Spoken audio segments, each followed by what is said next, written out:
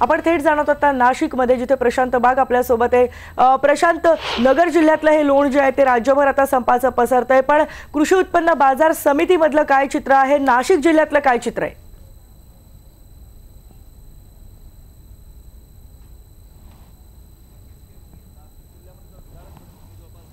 गावातले शेतकरी संपावर आहे। 19 बाजार समिती नाशिक जिल्ह्यात आहेत, 14 पैकी प्रमुख तर 5 उपबाजार समिती, या सगळ्याच ठिकाणचं कामकाज ठप्प झालंय। आणि भाजीपाल्याची जिल्ह्यातील सगळ्यात मोठी समिती जी आहे ती नाशिक डाडकीन इथला काम पूर्णपणे ठप्प झालंय। असं पहिल्यांदाच झालंय की या बाजार समितीच्या ओट्यावर एकही भाजीपाल्याचा लिलाव नाही, विक्री नाही।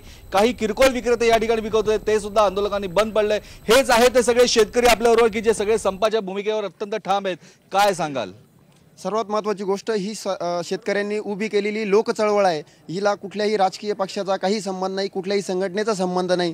ही लोकांनी एक त्रासातून तयार झालेली एक चळवळ आहे आणि मान्य ही लोकांनी उभी केलेली चळवळ आहे, शेतकऱ्यांनी उभी केलेली चळवळ आहे, पण हे किती दिवस? आता हे जोपर्यंत शेतकऱ्यांच्या मागण्या मान्य होत नाही तोपर्यंत तुम्ही बघितलं की बेमुदत संप चालणार आहे। तुम्ही बघितलं की ओला दुष्काळ, कोरडा दुष्काळ, शेतकरी आत्महत्या, पिकांना भाव नाही, अशा अनेक समस्यांनी शेतकरी आज ग्रस्त आहे। परंतु गेंड्याचं कात्रीचं सरकार असलेलं हे सरकार यांनी शेतकऱ्यांना फक्त पूर्वीपासून तर आजपर्यंत गृहीत धरलेलं आहे। आणि मग जगात जर सगळ्यांचा संप होऊ शकतो तर आम्हाला सरकारला दाखवून द्यायचं आहे आमचा सुद्धा संप होऊ शकतो।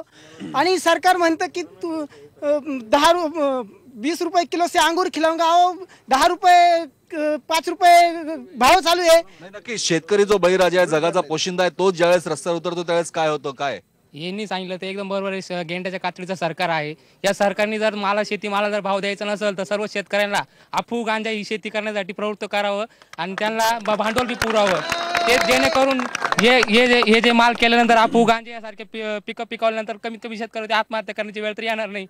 कारण की सगळीकडे हा माल सुरलाच विकला जातोय, तो चांगल्या दराने विकला जातो आणि आम्ही कष्ट करून उघड एवढा मेहनत घाम गाळून आमचा माल, तोच मुद्दा आहे माझा की जो कष्ट करून तुम्ही माल पिकवताय, भाजीपाला हे नाशवंत पीक आहे। हे सगळ्या ठिकाणचे आज जरी तुम्ही नाड्या आवळल्या असल्या, मुंबई असो, मोठ्या शहरांचा असो, सगळे विक्री बंद पडले असेल तरी शेवटी नुकसान आणि नुकसान फक्त हे शेतकऱ्याचं तुमचंच होत आहे। 100% एक मिनिट ऐका, 100% शेतकऱ्यांना नुकसान सहन करायची कायम सवय आहे। याच्या आज टमाट्याला 250 रुपये कॅरेटचा भाव आहे, तरी शेतकरी म्हणतो आम्ही 20 रुपये कॅरेटने याच्या आधी टोमॅटो विकलेले, आम्ही असं गृहीत धरू की ते 20 रुपयांनीच विकतोय।